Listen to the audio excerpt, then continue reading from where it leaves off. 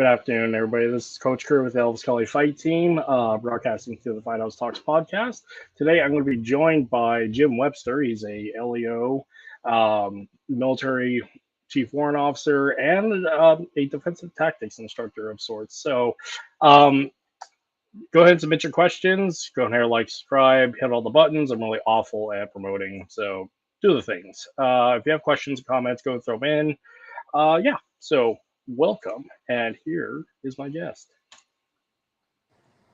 Mr. Jim, how are you doing today, sir? Yeah, I'm doing great. How's it going, Kurt? Going really well. I'm glad that we were able to connect and bring you on here. So, for the sake of my audience, let's go ahead and tell a story. Who are you, sir, and what do you do? I'm Jim Webster. I am a police officer in Texas, currently a detective. Been doing this job for about 24 years. Been in the military as well for about 29 years now, active in reserve time. I'm in the U.S. Army. I'm a CID Special Agent, and I'm also a Chief Warrant Officer 3. Next month on the 25th, I'll get promoted to Chief Warrant Officer 4, so I'm looking forward to that. So it's been a long time. Congratulations. Thank you. And I also enjoy teaching defensive tactics to officers, and been teaching martial arts and self-defense for quite a while now. But really enjoy teaching defensive tactics to officers, not just police officers, but corrections, security officers. But also see if there's a need for the mindset and the legal understanding in the civilian world. So I'll probably get into teaching more civilians again in the future as well. Yeah, there's a lot of care and concern about the different levels of force that can be utilized with a badge and authority versus that in the civilian world. And also on top of all that, use of force and land warfare law for military. So want to explain that a little bit for our audience? Well, I mean, there's rules for any use of force, whether you're civilian or whether you're law enforcement or whether you're military. The rules you're operating under depends on what your area of operations are, what your mission is, different things like that. But for the most part, for law enforcement, the goal of defensive tactics is to achieve an arrest with the best possible outcome for everybody involved. So you don't want to use too much force, but you also can't use too little force. You have to use enough force in order to achieve the goal as safely as possible. A lot of times that things don't go exactly like they seem to go in training. So you have to be also ready to escalate force, and you have to also be ready to de-escalate force as appropriate. So sometimes those things in the heat of the moment become a little challenging for some officers, especially if there's a lack of training there, or if they don't have a good enough understanding of how, when, and why to use force. That's really interesting because from the standpoint of civilian, because as martial artists, we do quite a bit of training, and we spend years in the world of what if. Now, in the aspect of what is, I mean, it's operational specific, it's situational specific, and for a lot of people out there, they relegate down to usage of a tool. It's tool centric, it's weapon centric, but there's a lot of these issues about, like, you have to go hands on before you can go to other things. So what are your thoughts on that as well? So not necessarily. I mean, really, it depends on what the threat is in front of you. I mean, the force continuum for officers or for civilians, if you like, is not necessarily a ladder. It's a loop. So if you're in the center that circle, you might have to jump to any use of force level that you feel is appropriate at the time. So it's not that you have to move up the ladder step by step. You have to, you have to choose the appropriate force. It just has to be reasonable. It has to be necessary, and it has to be proportionate in that, obviously a push or a shove isn't going to warrant a gun or a knife being pulled. It's just not that level of force. It's too much. So, but if you find yourself in a situation where the force is at a level that could be catastrophic to you or your family, then you escalate to that level of force that is appropriate to the threat that you're facing. So it doesn't necessarily have to be hands-on first. A lot of times it will be hands-on first, because a lot of times you won't even know that you're being attacked. It could be a total surprise. That happens a lot. And so you'll probably have to go hands-on first so that you can, until you can earn the draw, if you do to go to transition to a weapon. That is also very interesting, because when we talk about self-defense, and we're jumping ahead a little bit, but we'll jump back a little. When we're talking about self-defense, it's specific to women's self-defense, because this has been a broad topic brought up several times on this podcast. And the general consensus within the network and the community is, for women, it's weapons first before hands, because dealing with the size, weight disparity, and also the violent intent disparity. And it's interesting compared to a male perspective, where they have to ratchet back on their level of physical intensity and ratchet back away from the weapon. And it's an interesting perspective when it comes to personal protection and self-defense. I'd be hesitant to say that women can immediately jump to the weapon, because that's something that can get anyone into a lot of trouble. I mean, the force, again, the force has to be deemed necessary, it has to be deemed reasonable, and it has to be deemed proportionate. It doesn't matter, who you are. You have to be able to articulate those things. And if you jump straight to a weapon and the threat doesn't rise to that level of response, then you're going to have to answer some serious questions, and you might have to pay some serious consequences. Now, not to say that if someone thinks that they should transition to that weapon immediately, that they shouldn't. Not suggesting that. It's all situational and subjective. So each encounter is going to be different. There's no cookie cutter solution to any of this stuff. So I would just say that you need to have an understanding of when it's appropriate to introduce a weapon to an encounter, and when it's not. And when it's not, you're probably going to have to use your hands if it's a situation where you can't get away. Right. But I would be real hesitant to say that just because you're a woman, you can use tools, and if you're a man, you have to wait to use tools. That's not really accurate. It depends on the situation, the totality of the circumstances, and that your situation will dictate your tactics. It's definitely one of those statements of specificity matters, and especially on situation, because we too often, or some people too often, will paint with a wide brush here. About, they'll look at it from the very basis of, without law. They'll look at, for the size, weight disparity of, you have to go to a tool because of the technical aspects, but there's more than just the technical fight.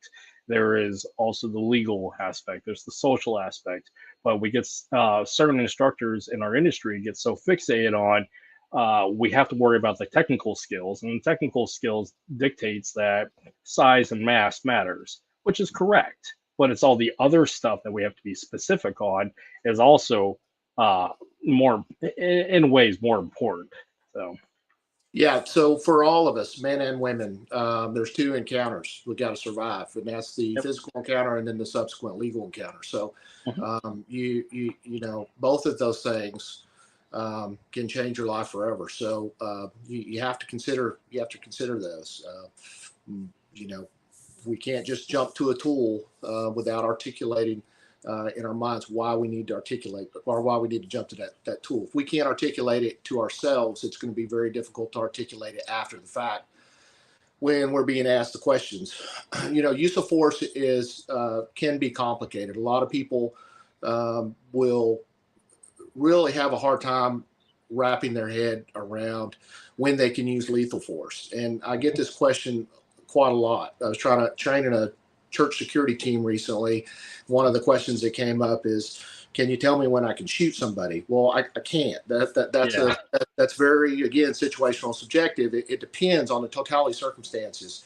But as far as articulation goes, you definitely don't have the time in the moment to be running through a lot of case law in your head and debating these things that you've heard in the past or that you've studied. So what I've kind of come up with that I teach people is that if you can quickly articulate that you have to take a life in order to save a life, that life could be yours or someone else's, then that should be enough articulation for you to respond with lethal force. If you can't articulate to yourself that if you don't immediately use lethal force, that someone's life will not be taken, yours or someone else's, then you're not at that level of using lethal force. You're not. Yeah. So, but it's a very quick way for you to be able to make a determination on the scene, because you don't have a lot of time and you're under a lot of stress. So under that stress, our brains don't think like they think ordinarily. So you have to have thought about this before. You have to have trained some scenarios so that you're familiar with different things, and you have to kind of have a clear idea of when you can use the tools that you carry, because just because you carry them doesn't mean that you can even pull them, not let alone use them, just because you're in an encounter. It really just depends on the encounter.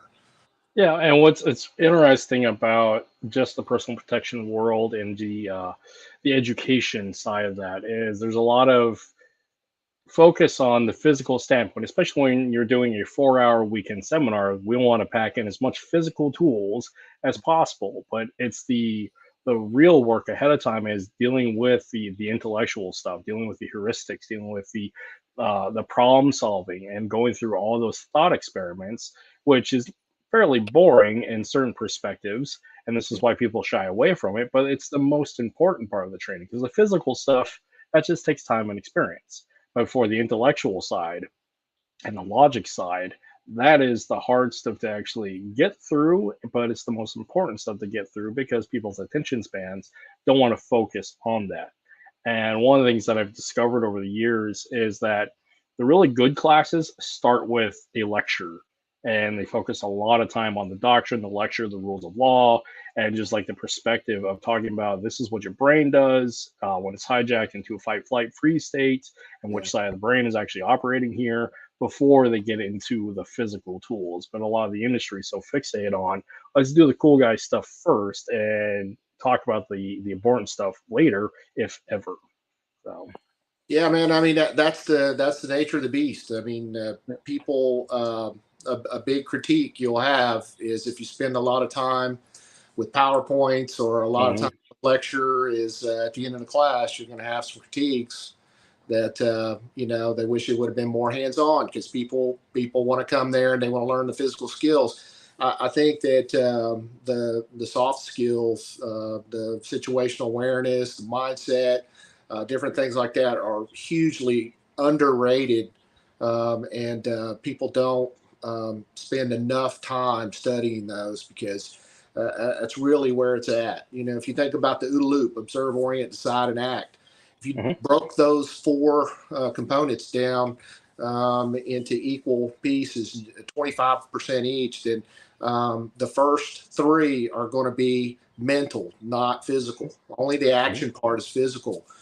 Just about everything we do is going to be mostly mental, not physical, but yet we spend most of our time training on the physical aspects, and it's unfortunately the soft skills get neglected.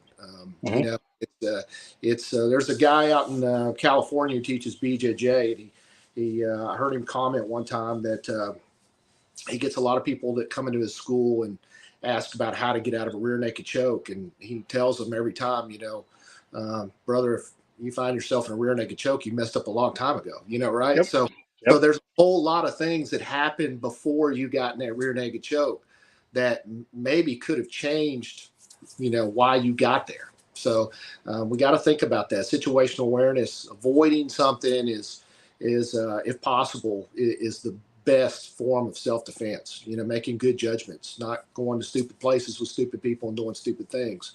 That's a real that's a real important philosophy to practice, because most of the people who I've dealt with over the years who've been victimized have been in the wrong place at the wrong time with the wrong people. And so there are things that can be done to make yourself less of a target.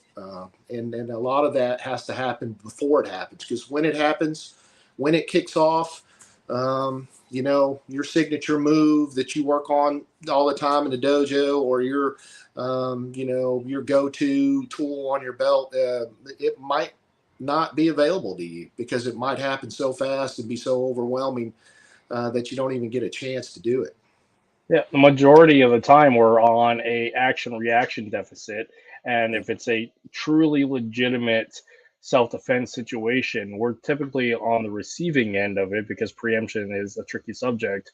So with that, we are having to respond to a situation physically because we failed to be proactive and preemptive in the soft skills. So we're being ambushed. So, like, looking even back to military doctrine, the majority of our physical doctrine is reactionary unless it's a preemptive doctrine. So, like, Battle Drill 1 Alpha is a reaction to contact. So, and this idea of the skills reaction deficit is a tricky thing for, like, education, because people have to accept that the majority of the time, if I'm having to react and utilize this skill set, I've already failed at a lot of the stuff ahead of time, and I'm already behind the power curve, because we're not allowed to take first action, because that means a tricky situation. A lot of times we're not, in a position to do that. But again, it depends on what you can articulate. Yep. If you understand how what violence looks like, if you understand what precursors look like, then you're better able to articulate maybe why you did a preemptive strike.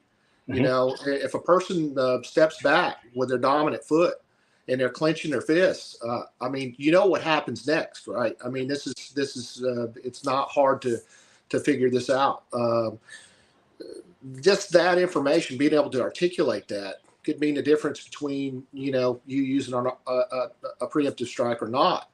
We don't have to wait until the person is actually making physical contact with us. Once we know that the threat is imminent, we can respond. The tricky part is trying to determine what level of threat it is. It depends. We might not see a knife. We might not know there's a gun.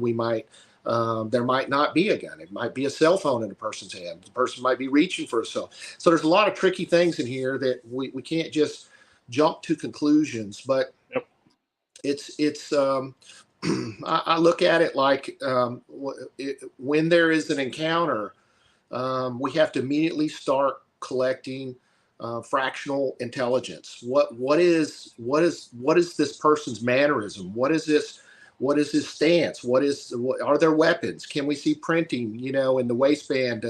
Is there a clip in the pocket? Is there, other people with this person that you may have to deal with? Is there a way for you to get out? There's a lot of fractional intelligence that you have to start collecting immediately if you have the mental wherewithal to do that.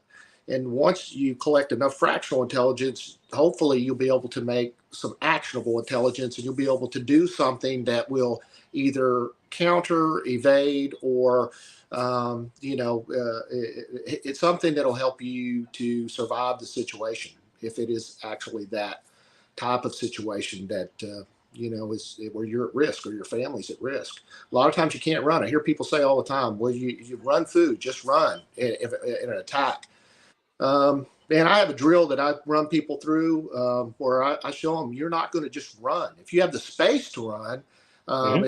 If there's enough gap between you and a person, let's say with a knife, with a contact weapon, a knife or stick, yeah, you might be able to run, but what if your family's with you? I mean, are they going to be able to keep up with you, or are you just going to leave them behind? No, you're not. So the whole run thing it sounds great, sounds like a great plan, but if you're standing within contact range, roughly 3 feet within somebody that's armed with a knife, and you go to run, I don't care how fast you are, they're going to cut you before you're able to break contact, and that can easily be shown to somebody in a drill. People can get together with their training partner and do that drill very easily. And it'll show you that running is not necessarily the answer, So there's a whole lot of factors involved in this. And again, there's no cookie cutter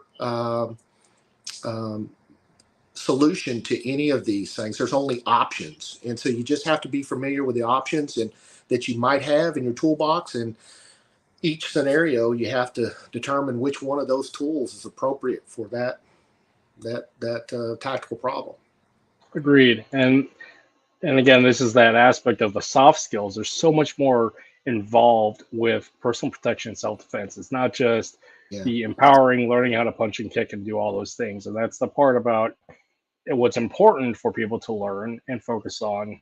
And this is where like conversations like this are invaluable, so we can actually continue having this as a normal thing, because the fact is we physically can't interact right here, and the people listening can't physically interact, but they can still listen and learn passively as to like the doctrine that is necessary outside of like the physical skill sets. We had an interesting comment back here from a friend of yours, it seems. Mr. James Hobbs. He asked, "What are your feelings on martial arts and law enforcement?" So I'm a fan of martial arts. I've been involved with martial arts in some form or fashion for a very long time, since I was a kid. But police defensive tactics is a different thing altogether.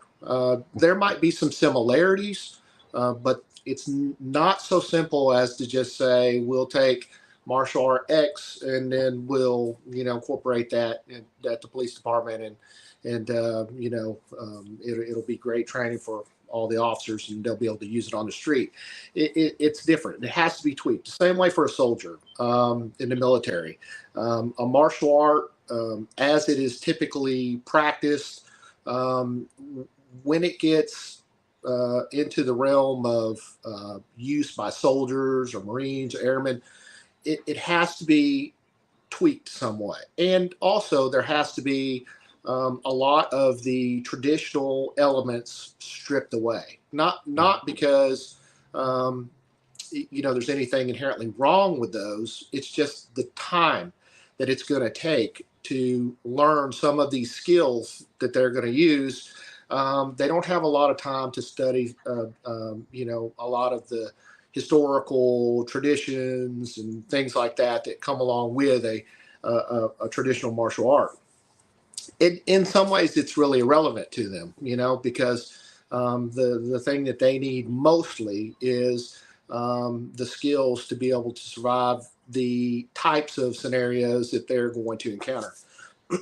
So martial arts are great. We just got to keep that into context of, what are we going to be using it for, and how does that fit what we want to use it for over here? And if it's on the law enforcement side, it really just kind of depends on what tools we're going to need from that martial art, and how we need to tweak it based on the type of scenarios that we encounter, which are different than the types of traditional scenarios that you usually encounter in the dojo. We can't just one doesn't necessarily become the answer to the other. Just like I couldn't train somebody in defensive tactics and then enter them into a karate championship. It's not good. It's a different world. It's a different thing. There's a different set of rules, and we have to tweak it just enough to where it fits into the rules that we have to work under, that we're with under the constraints that we fall into. And again, it falls back to that age-old great answer to all things is it depends. Yeah, Operational, professional, situational, it depends. yeah. So, backtracking a little bit, so explain to my audience here, because we have a fair amount of people logged in. Can you go back and explain your professional background, and more importantly, what got you into your various professional backgrounds? The military, I've got about 29 years in the military, off and on, active in reserve time. Um, I am currently, as I said before, an Army CID Special Agent. An Army CID Special Agent basically has two different career paths currently. They do major case investigations, things like homicides, sexual assaults, things like that. They have CID offices at every Army base, and their purview is what we consider on the outside felony level crimes. All right. The other career path for CID agents is protection, and that's currently what I do. It's what I've been doing for the last 10 or so years. The protection that the Army currently does is for the Secretary of Defense, all the way down to the National Guard Bureau Chief.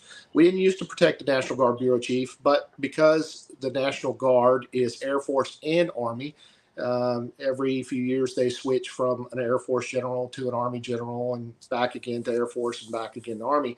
It gives them a unique status as kind of similar to a Joint Chief, which we also protect the chairman and the vice chairman of Joint Chiefs of Staff. The main principles are mainly Secretary of Defense, Deputy Secretary of Defense, the Chairman of Joint Chiefs, the Vice Chairman of Joint Chiefs, the Secretary of the Army, the Chief of Staff of the Army, and now the National Guard Bureau Chief. We also do some other protection occasionally when foreign dignitaries come into the country and they need us to augment their security detail because we're from here and they need some assistance operating here while they're here. So, but that is mainly my job now. Before I became a CID agent, I did psychological operations in the Army, and I was an airborne paratrooper. And the reason that I left that MOS and went to CID is I had a bad parachute jump back in 2000 where I broke my tibia and my fibula. I had to have some hardware put in, and have another surgery to have the hardware taken out. I fully planned to stay in PSYOP, but I had a buddy of mine who had left PSYOP and went over to Army CID, and he told me how great it was. And at that point, I was already a police officer, so it kind of fit in line with my civilian career. So I thought I'd go over and give that a try. And I've been there ever since 2003. I've been in Army CID.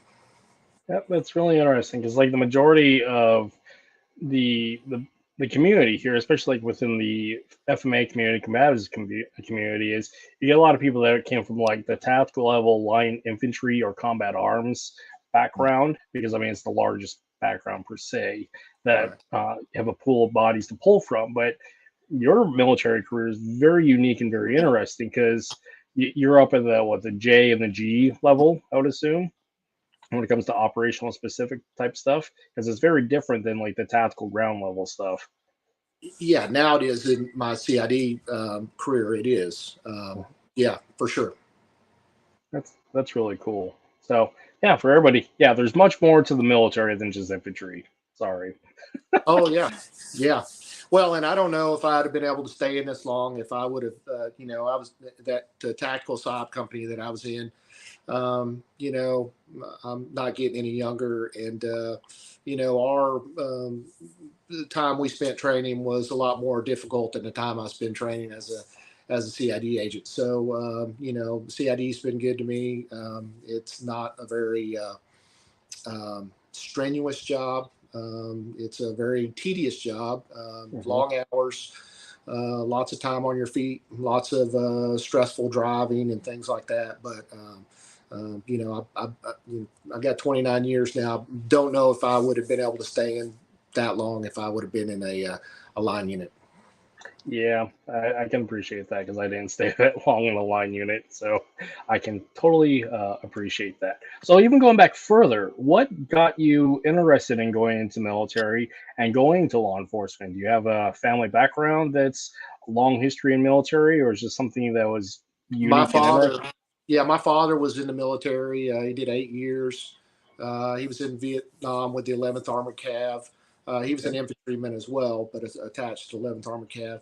Um, so I had that, I guess, in my family, but that really wasn't my inspiration for going into military. Mhm. Honestly, my inspiration to going into military was I really just didn't have a lot going on. I got married, and I felt like I just wasn't really going anywhere with my life, and I needed to get some discipline. And I joined the military, and it changed my life. It's been really good to me. Agreed. And obviously, you joined pre 9/11. And the military, the army has gone through a lot of changes in 20 years. And what are, from your perspective, what are some of those interesting changes in dealing with CID and police work as to like pre 9/11, during, and thereafter? Well, before I got into CID, around 9/11, that was when CID kind of took the lead on the protection thing for Mhm. DoD, and opened up the door for us to get involved with that. I didn't come until years later, but that was definitely a big change. Prior to that, pretty much CID agents were assigned to an office at a particular base, and they were just investigating crimes, or they were the SAC of the office, special agent in charge, and running the office. So other changes, obviously, the op tempo for various things within CID has changed. We have some an organization, a sub-organization within CID that investigates sensitive level crimes. For instance, the Pat Tillman case was investigated by that organization. We also have a anti-terrorism a component that works closely with special operations in identifying targets that we want to get into custody, and assist those units with capturing those people and bringing them into custody. We have computer specialists that work on cyber crimes. So it has changed over the years in that there are probably more um, components that do different things than traditionally what they used to do in Army CID. I can imagine after 9/11, you guys do a lot more agency interaction and cross pollination with probably state and three-letter federal agencies. Is that fair enough to say? Yeah, there's a lot of coordination. So whenever we're protecting a particular boss, if we're the advance team, when we arrive on ground, that's what we're doing, is coordinating with whoever's going to be supporting us. If it's California, maybe California Highway Patrol is going to be giving us motorcade escorts. It could be, if we're in another country, we're going to be coordinating with that host nation law enforcement or military intelligence to help us with the movements once the boss gets on the ground. It's the protection piece, at least in the Army, is fairly complex in that Mhm. we have metro teams in DC where the bosses live. We have travel teams that are at any given time or anywhere in the world waiting for the boss to arrive. And there's a lot of coordination that goes on, and there's a lot of planning that goes into this. So you talked earlier about self-defense courses, and how a lot of time is spent on the physical skills and not necessarily on the soft skills. But when I've taught in the past some VIP protection type courses, the critique has been that they were really just wanting to shoot and drive. And that is a very, very small component of actual protection. If you get to the point to where shots are fired or you're having to drive fast to get the boss off the X, if everybody survives, there's probably going to be a whole new team replacing you. Because your whole job is to avoid conflict, is to avoid any type of danger, and keep the boss safe and not let it ever get to that point. Now, it could. We all know it could, and that's why we're trying to do certain things and we carry certain types of tools. But, there's a whole lot of, dare I say, boring things that go into real protection work that, when somebody signs up for a class, it's not the sexy stuff that they maybe thought they were going to be doing. But it is important. It's probably more important than the hard skills. It's definitely one of those, to win the fight, you avoid the fight by denying the fight. Yeah, that's... And for a lot of people, and we keep going back to this, people want to do the sexy, cool guy, punch, kick, drive, and whatnot, but there's so much more involved with personal protection and self-defense, and in a community like that is very forward-facing, like social media, for example. There's tons of videos out there about cool guy technical skill sets. I have put my fair share out there. You have your fair share, but again, that's what a lot of people consume is the cool guy stuff, but very rarely anybody wants to sit there through a bunch of slides and say, hey, let's do some scenario training, or here's doctrinal stuff, because it's the odd thing about our attention span as a society, and also our perspectives and priorities. So, yeah. It's funny that you asked me a little while ago about how I thought that the Army's changed. Mm-hmm. Recently, when I was at a staff course, one of the presentations was that the Army's training model is changing to be more like Instagram and Facebook, because the soldiers that are coming in, that's how they're learning. They're used to watching a video that lasts 30 seconds or a minute, and moving on to something else. And so the Army is trying to, how successful it's going to be, I don't know. But the Army is trying to look into that and see how they can change their own training, because whether we like it or not, sitting down for a couple hours and giving somebody a presentation just might not be the best way for maybe the newer soldiers to learn. So they're at least looking into that and entertaining the idea of trying to go with something that's more like social media. I mean, there's a fair amount of social media influencers from the military and active military that are pretty hilarious, and they get to talk about some of those interesting things that we all know that happens in the military, but like actually teaching stuff. I mean, humor is a great way to deliver true virtue and true value, but make it approachable because it's funny. I mean, that's been my way of teaching or talking about martial arts in general, as I do through humor. So I can see that model being utilized for the military, but it does run into this old school conflict of making sure you're professional first and not speaking bad of the big Army. Yeah, well, and this training that they're going to come out with is going to be obviously produced by Department of the Army. So it's going to be it'll be things that have been blessed off on, and it'll just be the modality of how the soldiers are receiving the content. Yeah. So it'll be I would assume its own platform. And instead of, you probably remember the videos we used to have to watch, like, for the anti-terrorism, type training, it'll probably be something very similar to that, but it will look more like social media, and it'll be content that is designed and put out by the Department of the Army, or approved at least.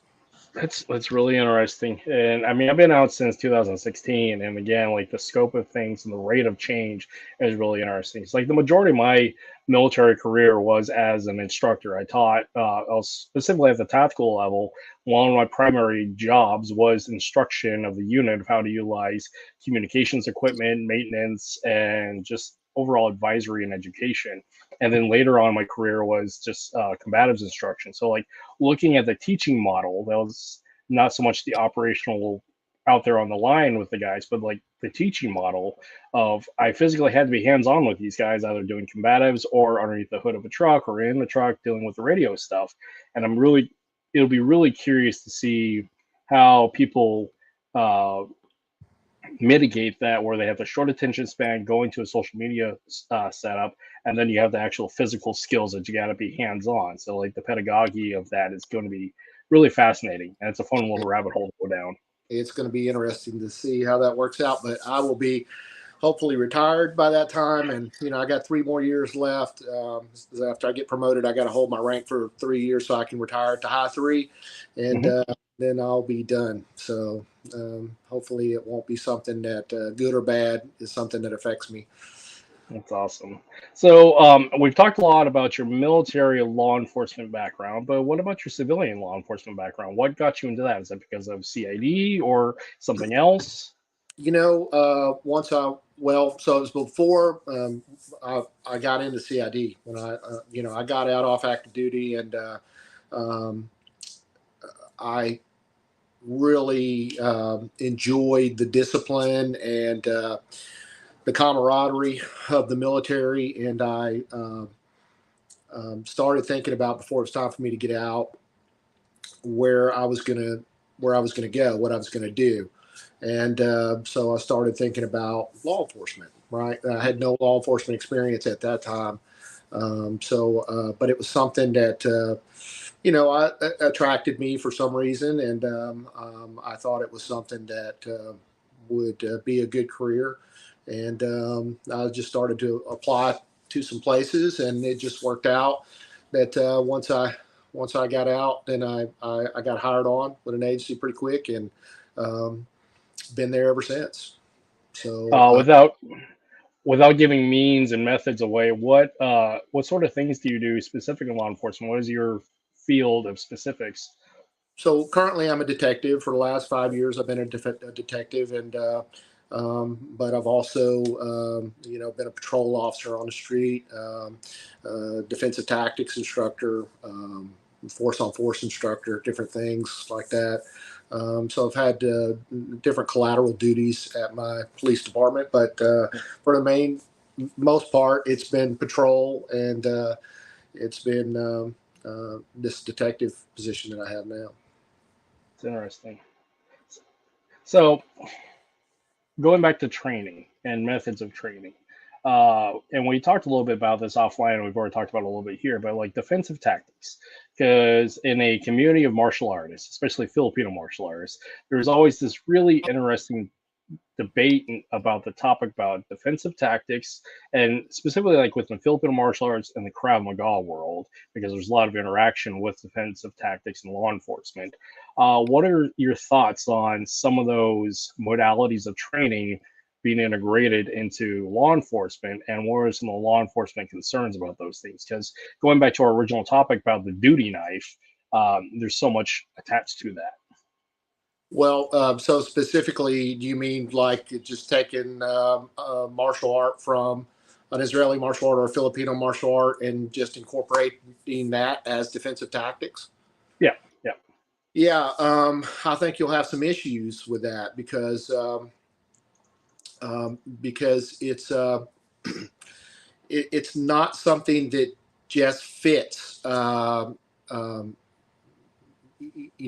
As well as you might think it could. It's complex in the respect that, let's take the knife for instance, right? Mm-hmm. So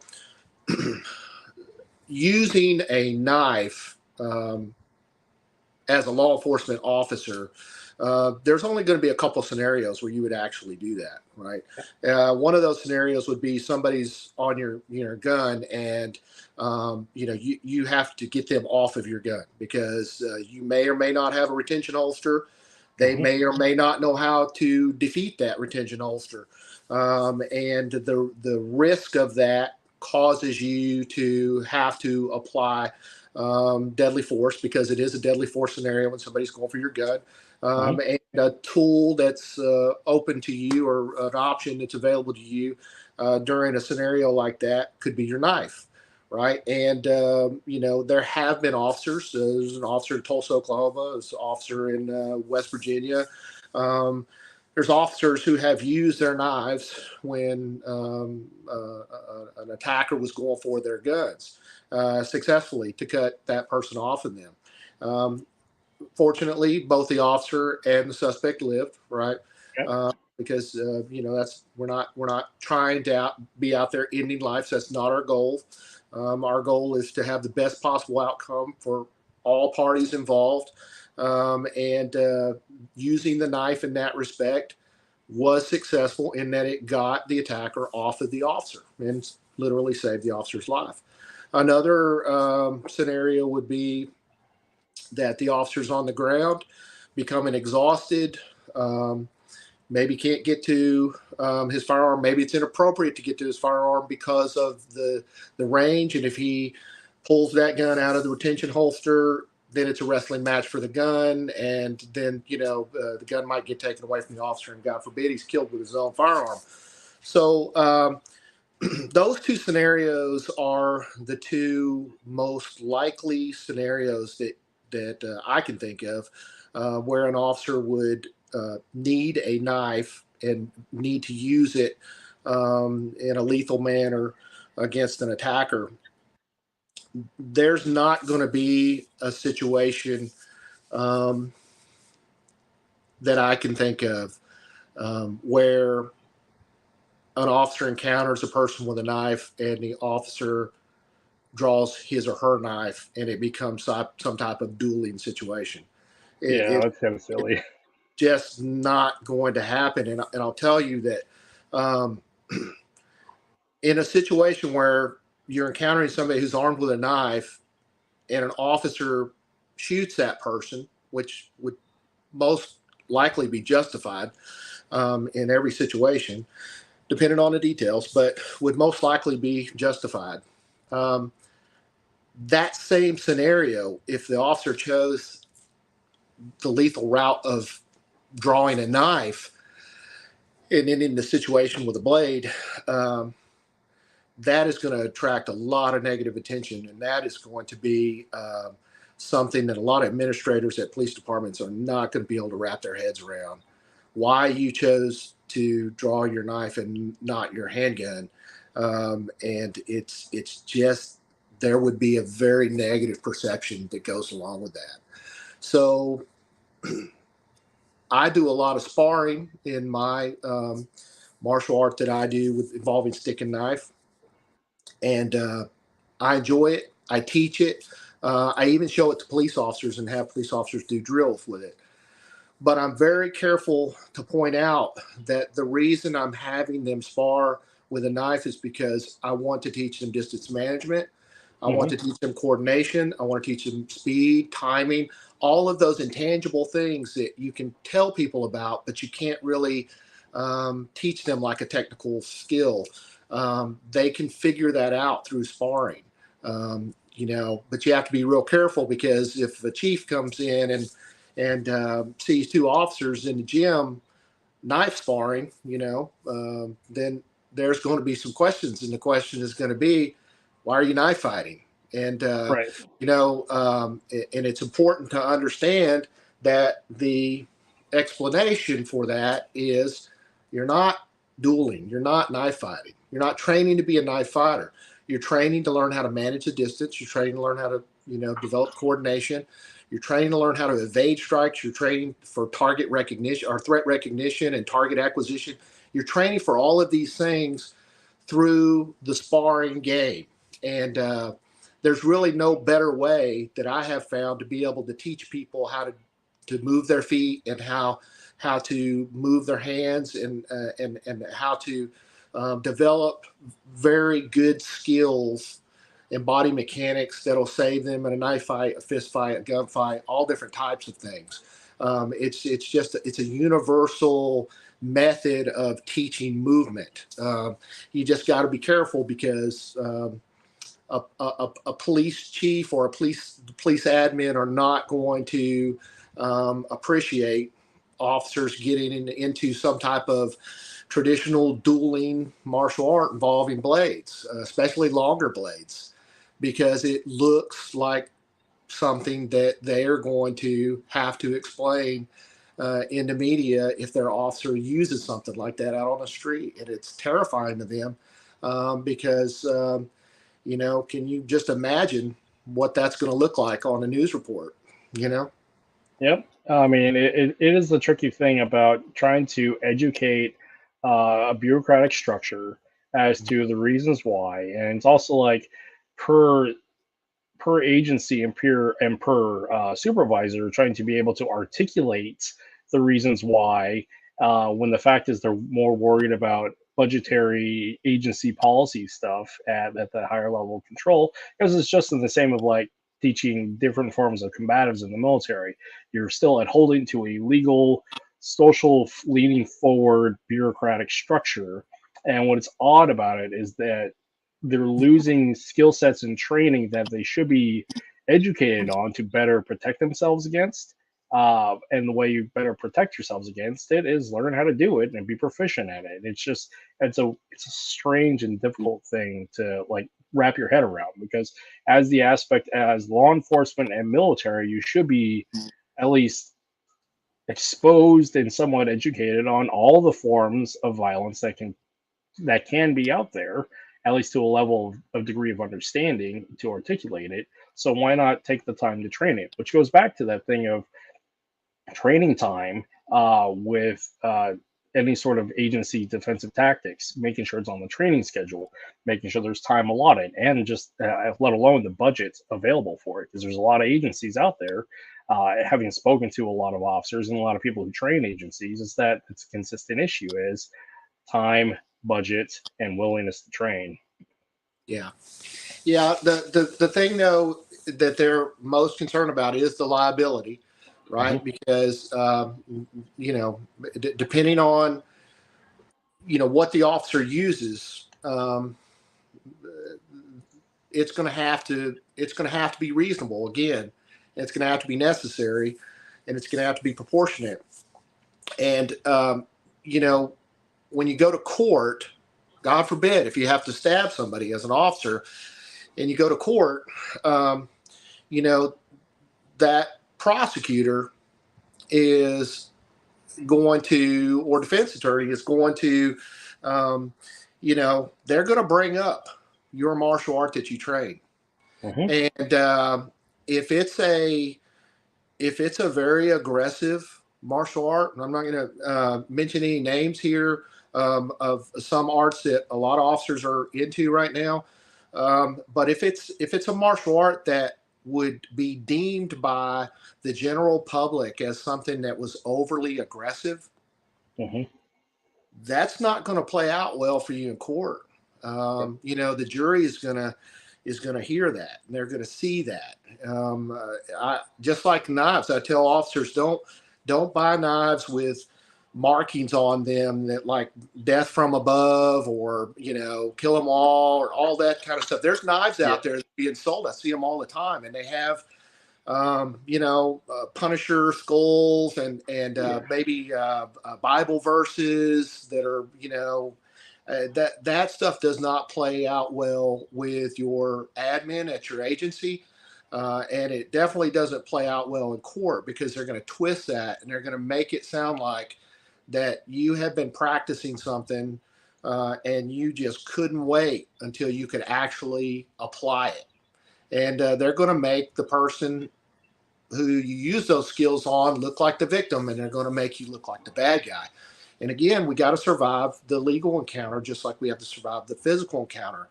So to me, there's really no functional benefit to having an overly aggressive blade, or having carrying something that is extremely large We used to have an officer that would carry like a Rambo style knife down to the inside of his shirt attached to his vest. And as far as I know, he never had to pull it for anything, but he was kind of known as that guy. And to me, that's just not. First of all, it would be very hard to access that under stress. Yeah. And you just simply don't need a knife like that. Most arteries and veins are within a quarter, half an inch below the surface of the skin. There's no reason for you to have some knife that's, 7, 8 inches long that looks overly aggressive.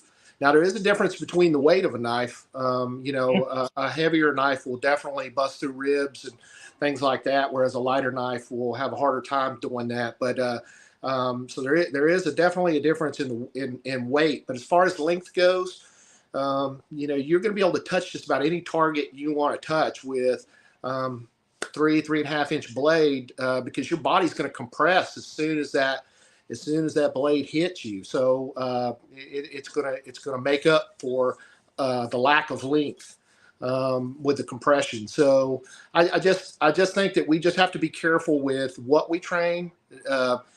Does it look overly aggressive?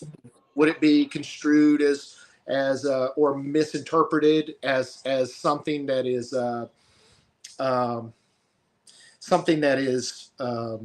training people just on how to kill? We don't want to have that stigma on us, whether you're a civilian or officer or whatever. You want to have the ability to say that this is the tool I carry, maybe a small knife, something, like this, not very large, but something that I carry as a tool every day, something that I could use to, if somebody hung themselves, to cut the rope down. If somebody's trapped in a car, I can cut the seatbelt off. If, I got a package, I can open up the box. This is my tool, right? It's just, unfortunately, on that night, the defendant made it necessary for me to use my tool to save my life. That's how you want to look on the stand. That's how you want to look in court. And I'm not meaning that that's just how you want to look, like it's a lie, or it's just a way of making yourself look like the victim. That should be your philosophy. Your philosophy should be that this is your tool. You might have to use it in a lethal force encounter one day, but it's definitely not something that you're that you're hoping for. I mean, it's definitely not something that you want to even be perceived as somebody who is looking for that type of encounter, because it's going to change your life one way or the other, whether that's physical or whether that's legal, and it's going to change the other person's life who's on the receiving end of that. So just be careful, I guess, a roundabout way. I guess I kind of got off on a rant with that, but be selective in what you train. I think all martial arts can be effective, but be careful what the underlying philosophy of that martial art is. And if it is overly aggressive with some type of mindset of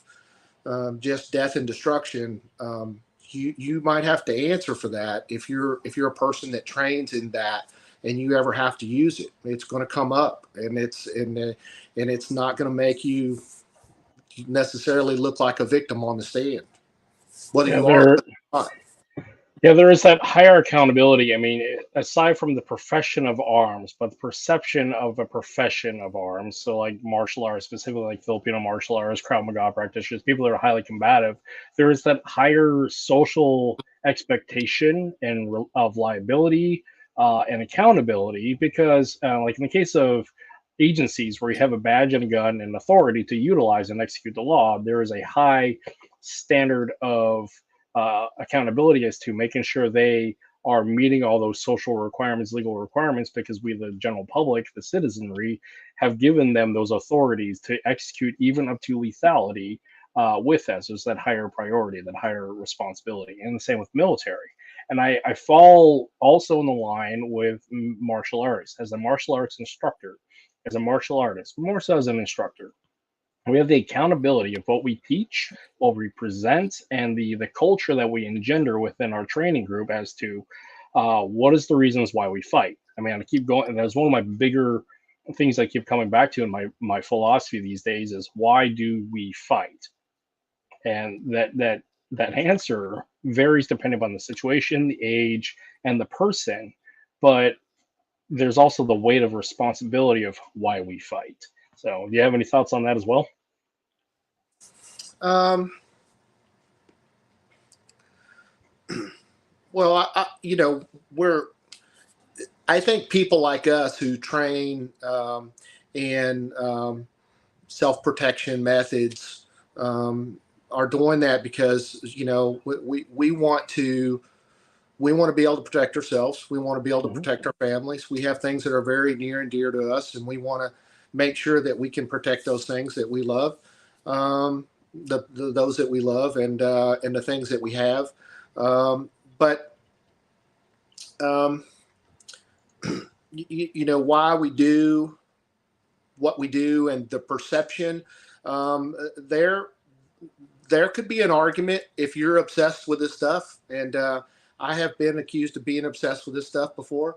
I've had interesting conversations with people and one of the things I try to put out on my Instagram is to show the reality of what evil looks like. Like it's not necessarily what we see in Hollywood, where somebody's 6'10" and they're 300 pounds, solid muscle, tattoos all over their head, very scary looking.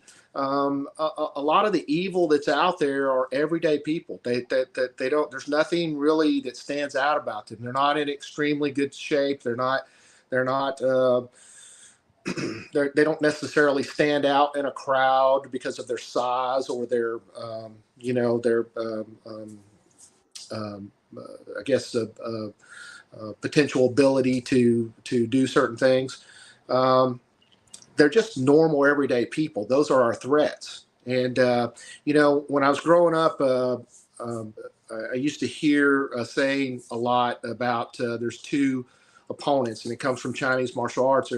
There's the inner opponent and there's the outer opponent.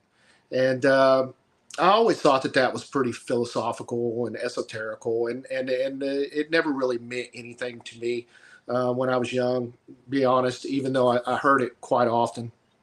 But now as I get older, I realize that you can spend a lot of time preparing for something that probably will never happen.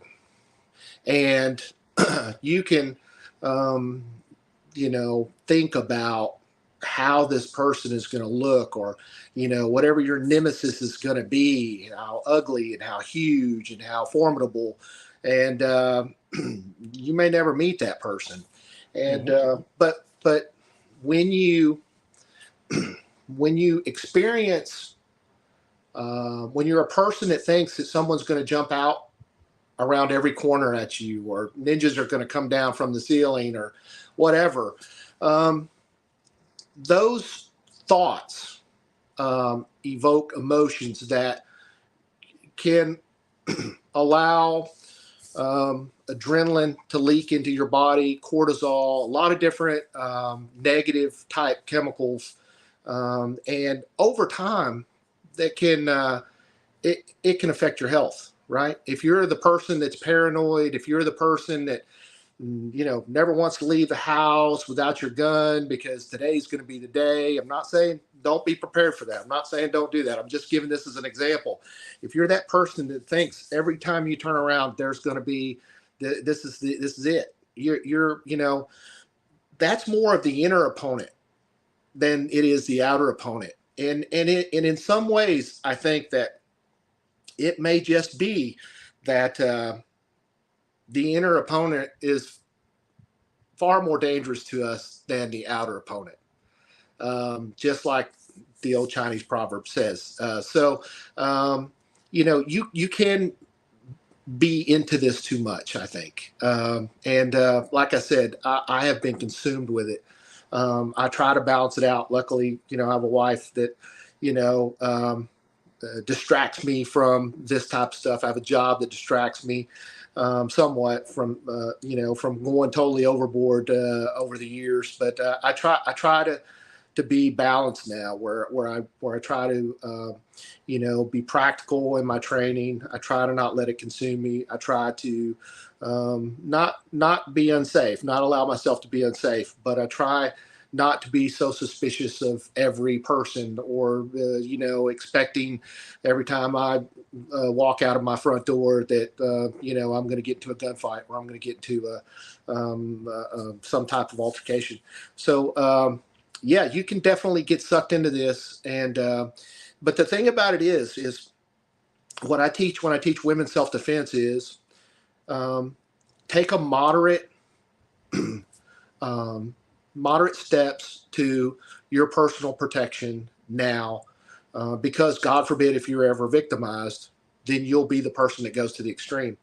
And you don't want to be that person that goes to the extreme, because it pushes away people in your life. You lose your friends, you lose your loved ones. Nobody wants to be around you because you're that person that's paranoid. But if we take the moderate steps to protect ourselves, then we're less likely to be victimized. And the reality of it is after you're victimized, you'll probably never be victimized again. So becoming hyper vigilant after you're victimized, one could argue, is not really a great use of your time, because the odds of it happening again, unless you live in an area where it just happens all the time, is going to be very, very low. So we should take a moderate approach to our self-protection, that and our families, and guard ourselves against evil. And part of that is making good choices, not going to stupid places with stupid people and doing stupid things, being situationally aware, being able to predict something that could be a bad outcome. I was at the dog park earlier with my small dog, Max, and on the side that I go on is for small dogs. And somebody brought a large dog over, and that large dog started interacting with my dog. And it wasn't really aggressive, but it was a little bit rough with my dog. And so I just went over and I got my dog and we left. Not because something would have happened, but because something could have happened. So we have to be aware of, is there a potential there for something violent to happen, something negative that we don't want to happen? And if there is, we need to act beforehand, proactively, to change that if we can, so that we don't have a bad outcome. Because the last thing we want, is a bad outcome for any of us. So I don't know if that answers your question, but. No, that was a great answer, because having been that guy, like a lot of people have been that guy at a certain stage of their life, in their military career or their self-defense career. But there's an issue about, like, not an issue, but it's an interesting cycle about age maturity, where we get consumed about the physical standpoint of what we can do because we're wired to do that, because of social and culture, because of our physical capabilities, the environment that we're consistently around, and professionally and personally. And so we get so wired into that we have to be that guy, and we get consumed as hypervigilance kicks in, and the scope of reality is so disproportionate, but we're so hijacked by trauma or the potentiality of threat of trauma that we get stuck in there. And if we survive through that phase, it's beautiful. And I think that comes with time, age, and maturity. But a lot of guys just don't. And it's really sad to see where they're at, and they keep continuing being in that hypervigilant trauma responded state of being. And this is where, like, talking about why we fight, and that's changed throughout the years for me, and where I've come to the conclusion now is why we fight is we do it out of love. We do it because we love the people we love, and want to protect them and prevent them from seeing and having to physically and emotionally deal with the things that we don't want them to deal with. It's that love is sacrifice model.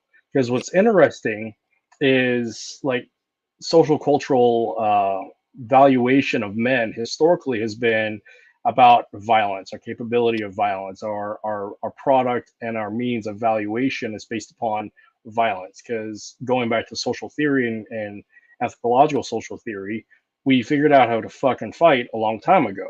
But figuring out our feelings about it is a relatively new and modern thing. especially now post GWAT with 20 years, where the fact is combat and PTSD is such a prevalent thing in our society, but we're at a point that we can actually talk about this stuff and actually do something about it, and the science and the culture is caught up that we can actually do something about it and move on from that. Our primary value as men is our violence. We can actually be much more than our violence. And this is, again, I keep coming back to that standpoint of why we fight is because we do it out of love. And that does not put it into that is all that we are worth, because a lot of guys with the backgrounds particular to us and other backgrounds that are particular in the profession of arms, they get so stuck on that identity piece that I'm the sheepdog, I'm the defender, I'm the warrior. It's like, well, dude, you're a whole lot more. You can be a father, you can be a husband, you can be a loving brother, you can be an artist, you can be so much more than just like the hyperfixation of violence and my capability of violence and the generational trauma attached to that. Yeah. Yeah, I mean, that's why they call it a warrior poet, right? You got to be the warrior first, right? So that you can survive long enough to be the poet, you know? So it has to work like that. It can't be the poet warrior, because it doesn't, you know, you're not around long enough to be able to, you know, to enjoy your wisdom. So, yeah, and I agree with you that we fight because of what we love. But just like when I'm guarding a principal, we want to avoid the fight at all costs, because when the fight kicks off, there's no way for us to control who gets the damage, right? And the difference between martial arts and real life is that when real violence kicks off, that person has probably been watching you for a while. They probably already scouted you out as their victim. There's probably going to be more than one of them. And there's probably going to be weapons involved, and you're probably not going to see it coming. So if your family is in that situation with you, everybody's at extreme risk, you know?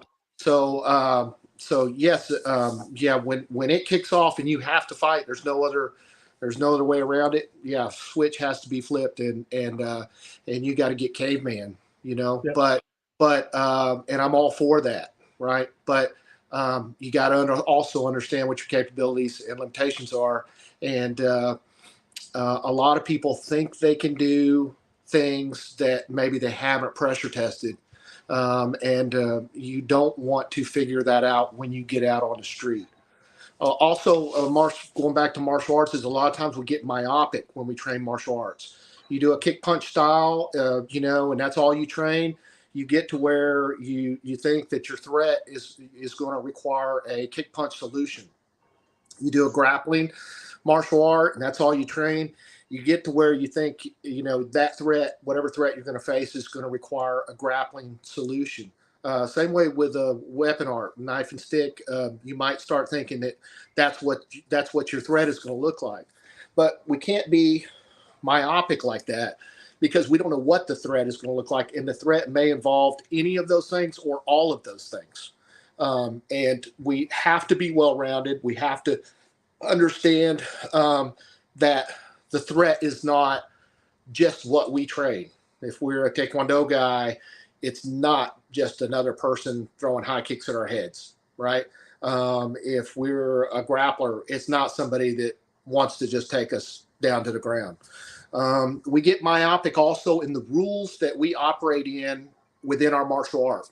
And I've heard people say before a video gets released of a fight goes down to the ground, a guy accesses a knife and he stabs a guy, you know, who's obviously got some grappling skills. And I hear comments, or I see comments that that guy's a coward, right? Well, you may very well be right. He may be a coward, right?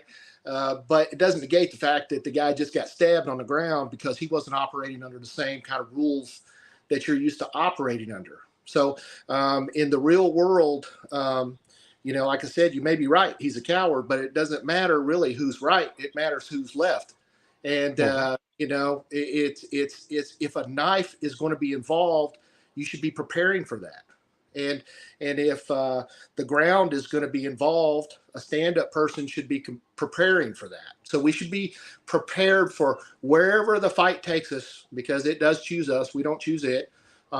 We need to be able to go wherever it goes. And if that involves, just punches and kicks, then so be it. If that involves throws and going to the ground, so be it. It may also involve a knife. It may also involve a gun.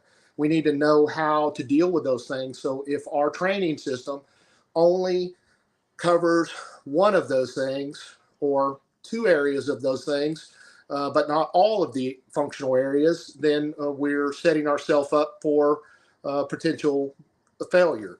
What Paul Vunak calls people who are not prepared to stand up or take the fight to the ground or deal with the weapons, he calls them gamblers, because that's exactly what they're doing. They're gambling that what they do is going to be what is required to deal with the threat they face. But that's a risky kind of a risk that you're taking that is it's not very logical. Yeah. To use a phrase, combat is chaos, and this is where the wide scope of training and experience is important to help mitigate the chaos. This is why we go with a principle-based tactics approach to combative situations. But the fact is, despite our intentions to take the initiative, control the battle space, the enemy and the universe have a big say, even more so of a say into that altercation, because the enemy and the universe may not be operating in the same rules. Because as us, as legal law-abiding citizens who are trying to do our job and trying to articulate our legal defense, we're operating within the scope of the reality of the law and rules. Combat, chaos, and the enemy, they're not operating on the same playing field. So what's interesting when it goes back to like the usage of violence, when to use a Phil Larson's quote, when violence is the answer, it is the only answer. But to add on top of all of that is, well, there's more to it. Yeah. So, and that's a tricky space. Yeah, there's a tricky space. And like, again, we keep going back to the articulation of it. There's a lot of combat principles out there that we use as good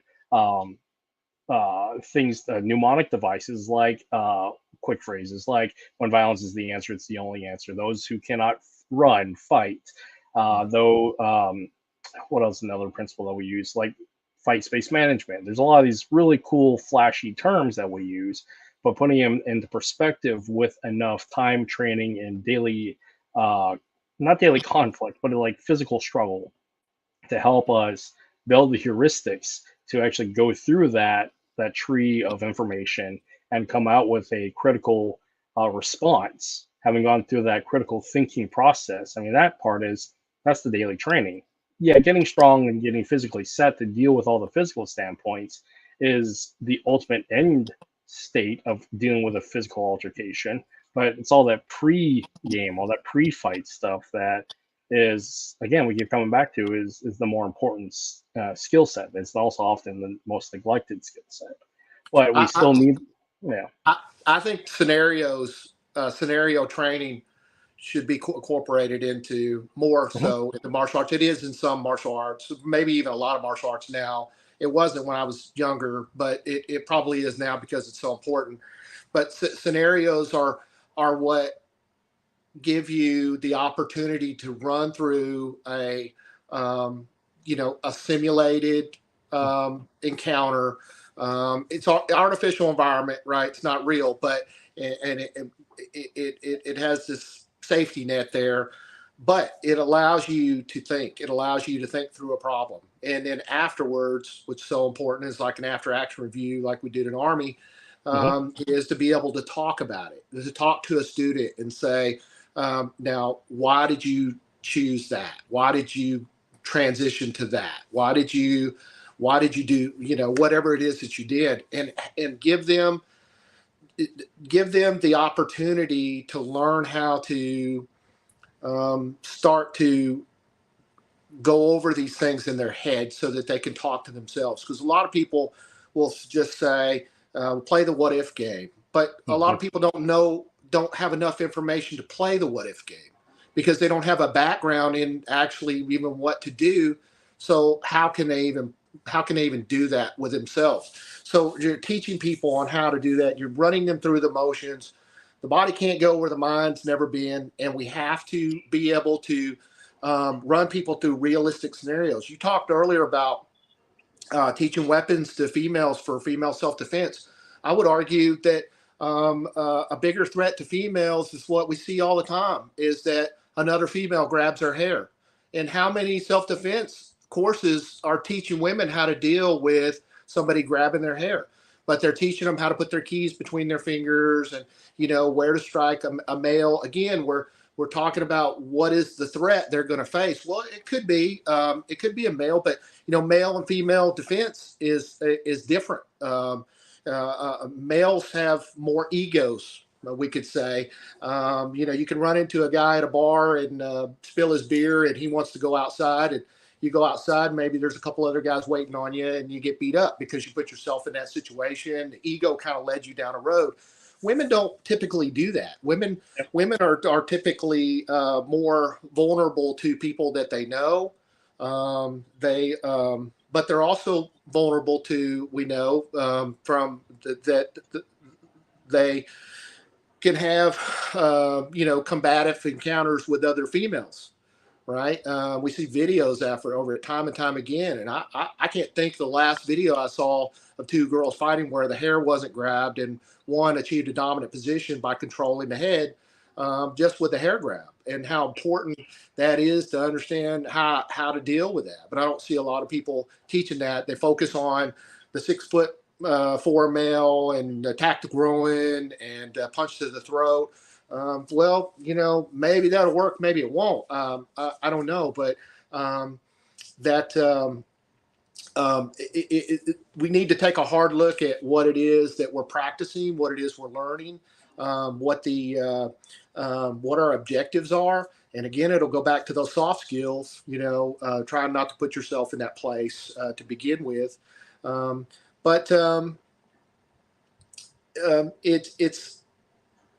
We just have to take responsibility for what it is we are trying to get out of this whole self-protection thing. I'm not a believer in and I know I sound like a hypocrite after spending years and years and years of practicing martial arts.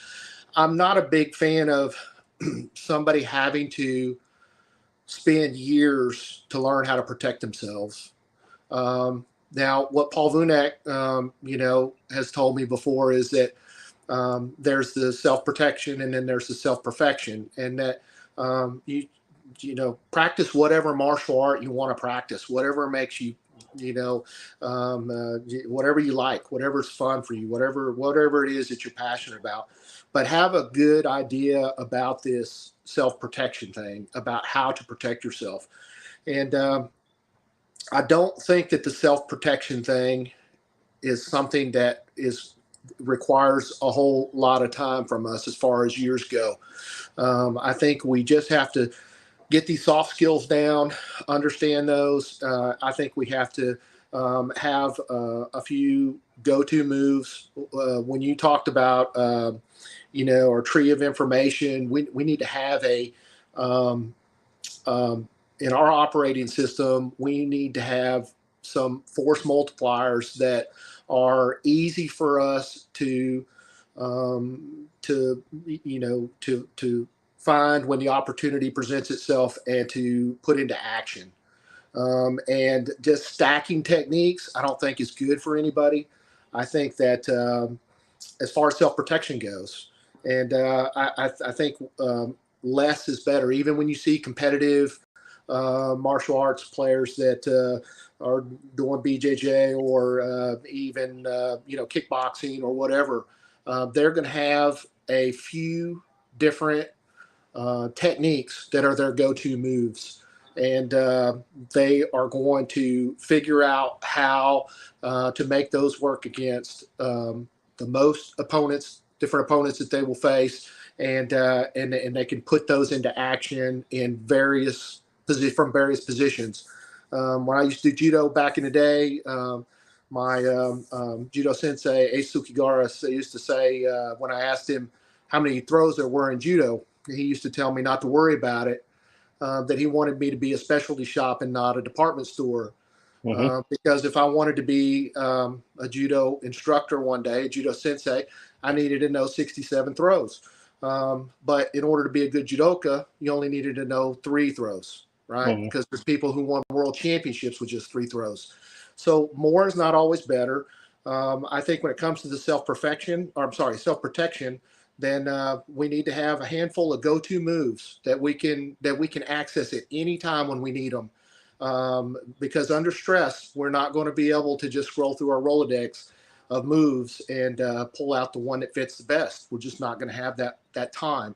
And then after we get that down, then we can spend the rest of our lives working on self-perfection on whatever martial art we want, whether it be Tai Chi or whether it be, some Filipino martial art or anything that you can think of, whatever rocks your boat. But the self-protection thing is something that needs to be more streamlined. It needs to be something that is not complicated, Yep. So. And this is where I end a lot of my video work with saying that fighting is easy, fighting is simple, but it's not easy. And I'm adding the caveat to that is the reason why is violence. Yeah. Crossing that line of violence, people willing to use violence to do violent things. Our entire social structure has been no, keep your hands to yourself. It's all about compliance, of consent, of contact. And for a martial artist, for somebody who has to put hands on to deal with a violent situation, even though fighting is very simple because it's principles based, it's tactics based, the things that work always work because the human frame hasn't evolved, the tools change. But the fact is, fighting is really simple.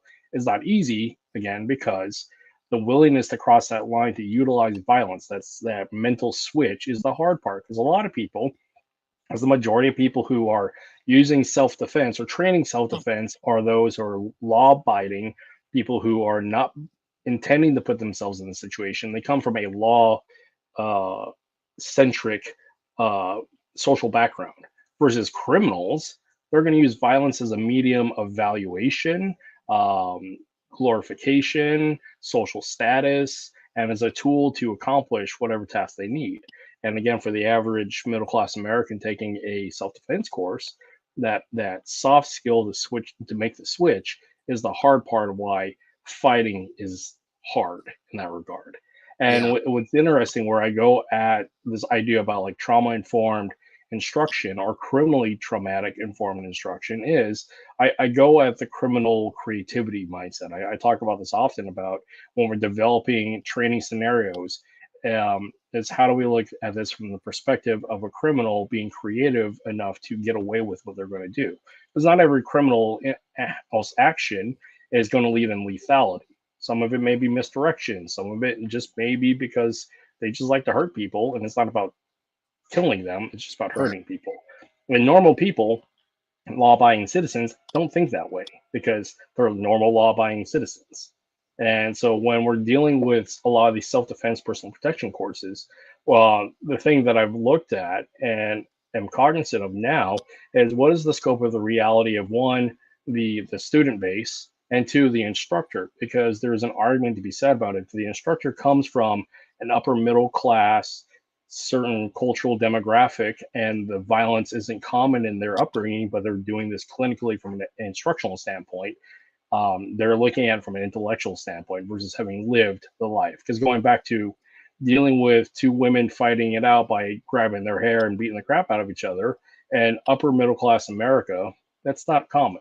Or I saw that a lot growing up because I grew up in Southern California, as there's a certain social cultural group that does that all the time. And that violence is currency, violence is common. That is particular to social, cultural, economic status. And for people who are teaching self-defense and personal protection, there's a lot of that scope of reality that is missed out because they're teaching a bunch of middle-class soccer moms, and they're coming from a middle-class suburban background. Not saying all, but a lot.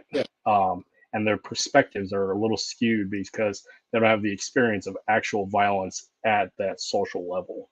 So it's an interesting thing to think about.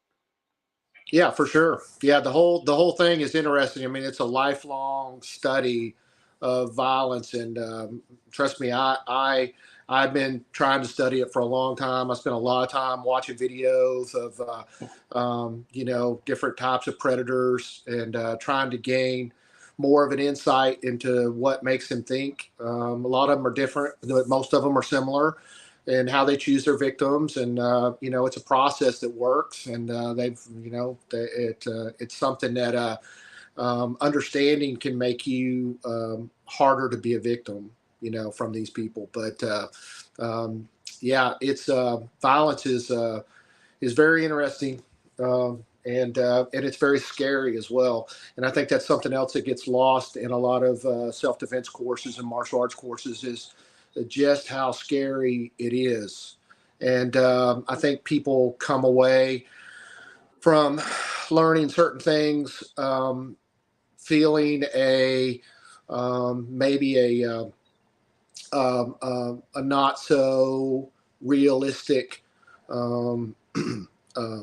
idea about what it's going to look like, or that they will be able to counter it with what it is that they've studied or they've learned, or with what tool they're carrying. A lot of people go and get, handgun licenses or carry a handgun, and it's in their purse, or it's underneath their seat, or it's somewhere where it's inaccessible, and it's something that they would never even be able to use, even if they could use it. There's a lack of realism, I think, in a lot of different training systems, and a lot of self-defense systems are lacking that. And it's something that can set somebody up for failure, I think, because it's like you said, it's not simple. It's very complex, but it's also very dangerous, man. Ernest Emerson, the knife maker, refers to it as capacity over capability. And these criminals out here they're not like you and I. They're not people that follow the rules. They're not people that want to do the right thing. They've already proved, a lot of them, not saying people can't be rehabilitated. I'm speaking generally here. I'm one of them, been rehabilitated. So yeah, but I'm saying that there's a lot of hardcore violent criminals that they don't have any problem taking it to the next level. And whereas the average people like us may have a problem for whatever reason. We may have some type of religious conviction. We may be afraid we're going to break the law. We have some type of stigma that we're thinking about while they're not thinking about it. They're just acting. And a person like that is very dangerous and very hard to deal with. And just because you got a black belt around your waist doesn't mean you're going to be able to deal with that, because that aggressive intent and that murderous mindset or violent mindset, that's way harder to deal with than I think people think. Yep, it really is, especially doing role-playing scenario training, because when I was doing work with a couple of police officers here locally, one of the scenarios it was one of the consistent scenario trainings I was doing is this issue about gun or going to the gun, because it's a consistent thing that law enforcement is having to figure out and dealing with the force continuum. So the thing that I was doing is presenting different role acting characters. And now, again, this is something driven by me, because not everybody does this, not everybody has capability of it. But for me, I presented a variety of different role playing characters and situations and seeing what they were going to do. And it was really curious to see the majority of the time how many times the officer went to the gun, or like their inattentiveness or incomplete approach to making sure that the situation is all the way it is. Because staying within the scenario, we only index when we cross a certain line, but making sure we're still staying in the scenario, because there's plenty of times where he thought he got the situation under control, and then another weapon comes out, or lulled him into a false sense of security and safety, and another weapon comes out, or like the different presentations of maybe somebody's just a little off, somebody has some mental health issues, somebody's actually doing violent intent, or somebody is obviously aggressive but doesn't result in violence. But having that scope of capability of presenting these different characters in a role-playing scenario, not everybody has that capability. And but I find it is really important because it's what separates some good training to some better training. Because like utilizing the military side, like when we're going through scenario training for like NTC or anything else, the role players and the buy-in to the situation is so important because you get it up so real as possible. People buy into the training and it puts them in that mindset. And then, like you said, you have afterwards the AAR, the after action review, to actually go over and say, hey, what did you do great? What did you not do so great? And how can build means and modalities to train afterwards. But all this comes back to like time and willingness. And a lot of people don't have the time or the willingness to pursue this as a lifelong pursuit. And this is why, again, it's a small bit of the community that actually does this. So it's fascinating to see where and what methods people do for training. That's why you got to be real selective with your time. And I had a guy show up to a course I was teaching in Jacksonville, Florida, and was a Filipino martial artist and police officer, and he brought some some long knives with him that I guess he thought I was going to cover in my knife course. And I'm not opposed to studying with longer knives. I'm not opposed to studying, sword fighting. I'm not opposed to studying any of that kind of stuff if that's what you want to study. But the thing is, we have a limited amount of time. And so I try to focus on the things I'm going to carry and the things that other people generally carry, which is typically a tactical folder in their pocket and a handgun, if they carry that. So I try to, because my training time is precious, it's the one thing I'm never going to have enough of. Then I just have to force myself to not spend a lot of time training in what I would call obscure weapons. And I'd say obscure, not derogatory, but just it's not something that's going to typically be carried on the street. But make no mistake that if you have an understanding of the stick, which is a weapon of opportunity just about anywhere you go, if you have an understanding of a blade, you could pick up a sword and use it with very little training effectively. You can pick up something the length of a bow staff and use it effectively. You could pick up a kama, having never studied Japanese or Okinawan kobudo in your life. You could pick up a kama and use it against somebody effectively. It just.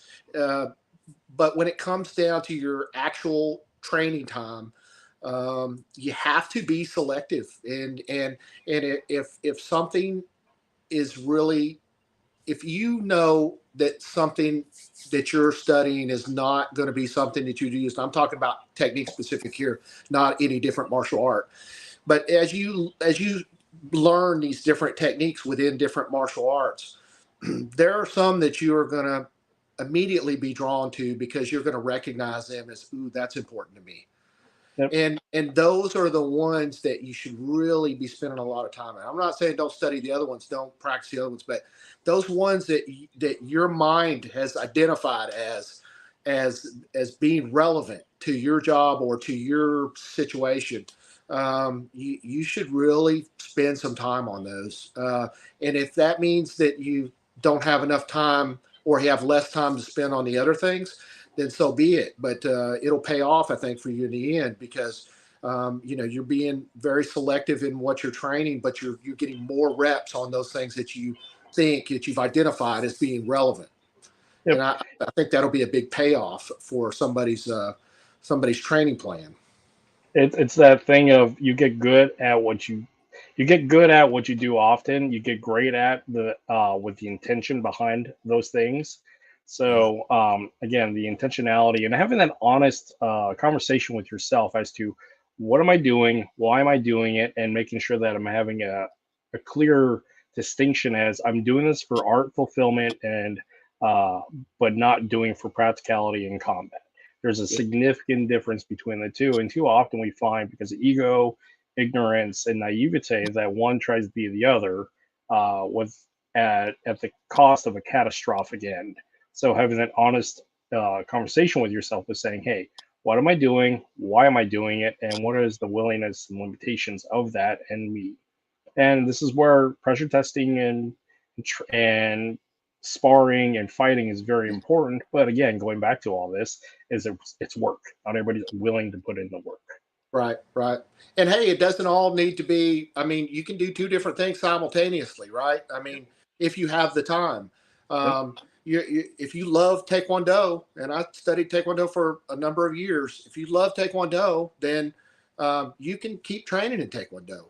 But that doesn't have to be your self-protection method. You could be also studying Krav Maga. Maybe that's your self-protection method. You could be studying Paul Vunak's rat system. Maybe that's your self-defense system. Whatever your self-defense system is that you've identified is going to be practical and relevant to your situation.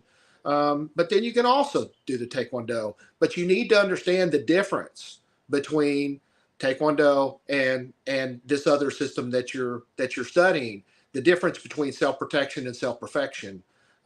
Because if you don't, you're just kind of lost in the sauce. You're just kind of out there, trying to absorb everything you can, but not knowing what the context is of where it fits. And you have to understand that. That's step one. Yeah, and again, that goes that mindful intent. And what was I going out with there? I had a thought. I was writing down and I lost it. But the thought being is connecting systems. So I belong to, or I'm participant in Dr. Kelly Warden's Natural Spirits Integrated System, so NSI. And one of the things that I found with him and what I more lean my way toward him and his methodology is like the connection of the systems, because it's principle based. And those principles lead into protocol, and it's not about a collection of techniques, because combat is principle based. It's repeatable, and the tools and making sure the connections there because we're constrained to physical limitation of time and space in this universe. There's things that are common across the board. Having the creativity and the intellect to connect the different systems and the tools, that is the part that is often missed because of the lack of mindset or the ego or just the lack of education. Because like one could say, dealing with firearms specifically, if you have the good fundamental principles of shooting down, you should be able to go from weapon to weapon to weapon and at least be competent within that shooting paradigm. Not saying you're going to be completely accurate with a machine gun, or especially a belt-fed machine gun, like with a butterfly. But between handguns and rifles and carbines, you should be able, with those basic fundamentals of marksmanship, if your principles and fundamentals are good, be able to transfer between them and connect them. Going back to but I don't want to interrupt you, but no, that's fine. But the one thing different between that and between a hot weapon and a contact weapon is the more moving pieces it has, the more complicated it is. And I'll give you a real life story of me when I was going to SRT school for the Army at Fort Leonard Wood years ago. The first thing we had to do was qualify with a handgun. Well, in Army CID, we carry SIGs. And at that time, there was no safeties. And the standard MP handgun was the Beretta.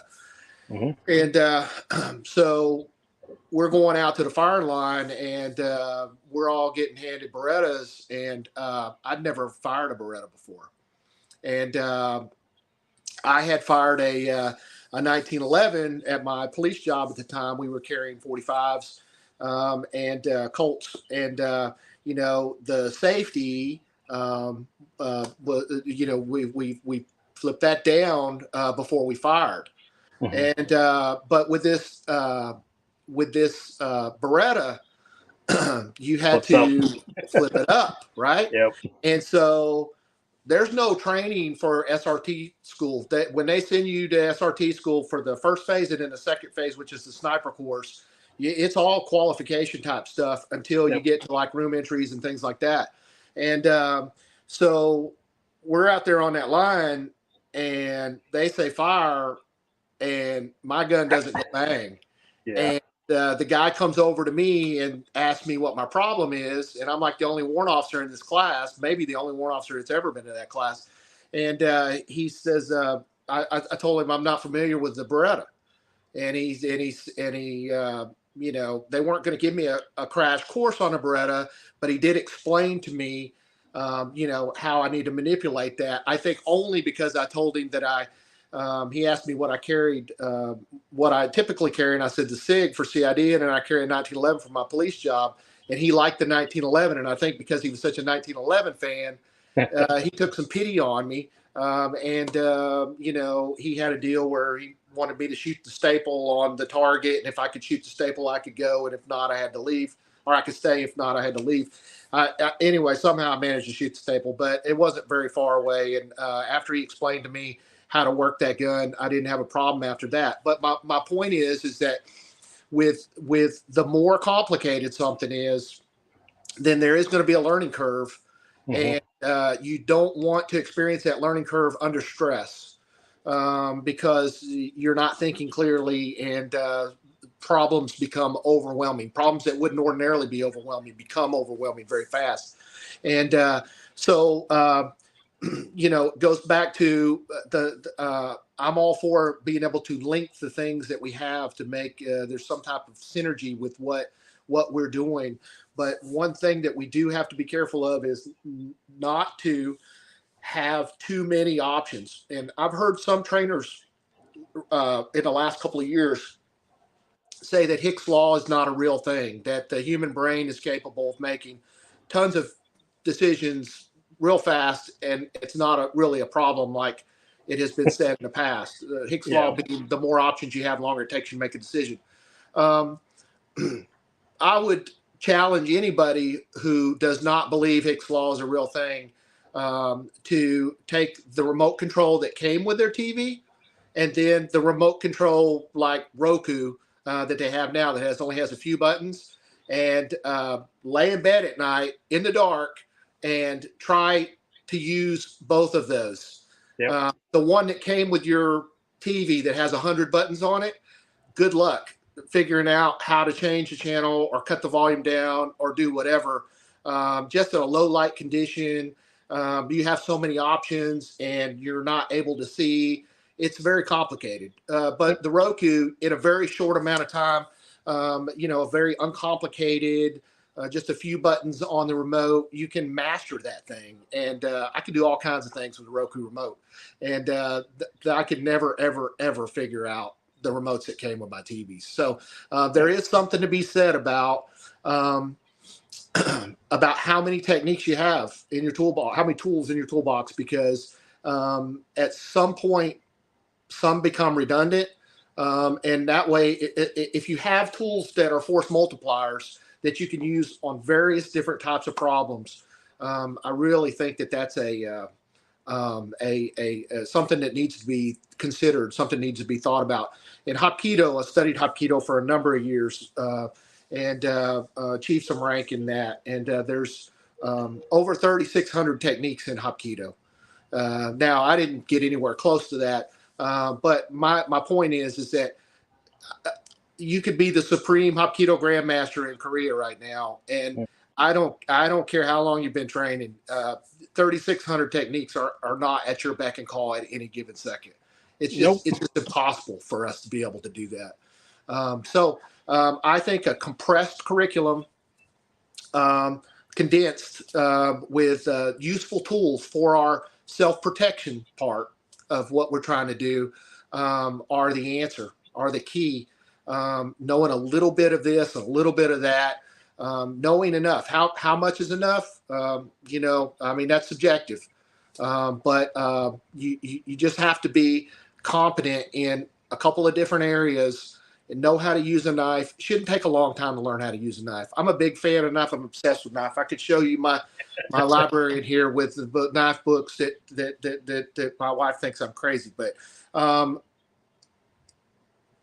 anybody can pick up a knife and take another person's soul with it. Anybody can. It doesn't take any training. It doesn't take any experience. It can happen just like that, right?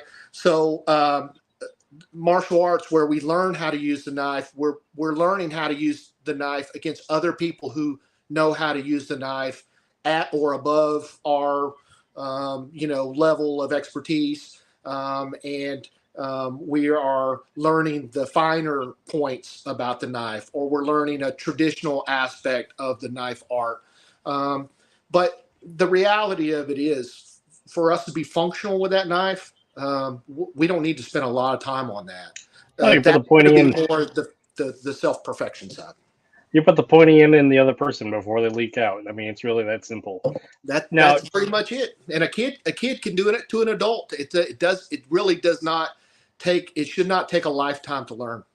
No, and the caveat back to my original statement that led on to this wonderful bit is that the tool's features will also dictate the usage of it, and as well as the targets. Because as you've seen with a lot of my video work, I do Carenza and thought experiments with a wide variety of different tools to ask questions, and there's unique features that if the blade is hooked, I do specific things. If the blade is short, I do specific things, and that's where that creativity of connection and finding those connections is really important. Just the same of like having the base principles down of the principle is I poke the guy enough times, I'm going to win. And the same, and that goes across the board. But the tool specifics, design, and features will dictate how I poke them. So that was the only caveat to like that statement there.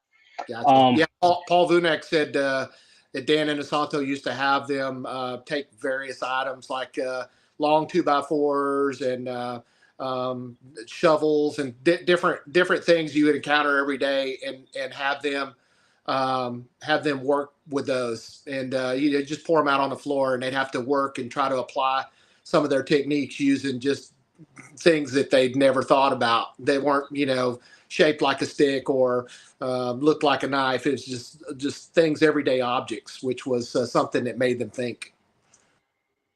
Again, that's that intent and principle-based approach. I mean, it's part of the reason why I do stuff with the rubber chicken is it's the intent and principle-based approach.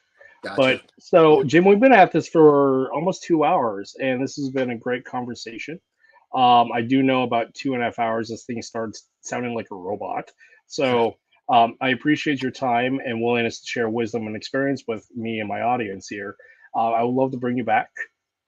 Is there anything, closing thoughts you'd like to put out there? Anything like to put out as to what you're doing here anytime soon?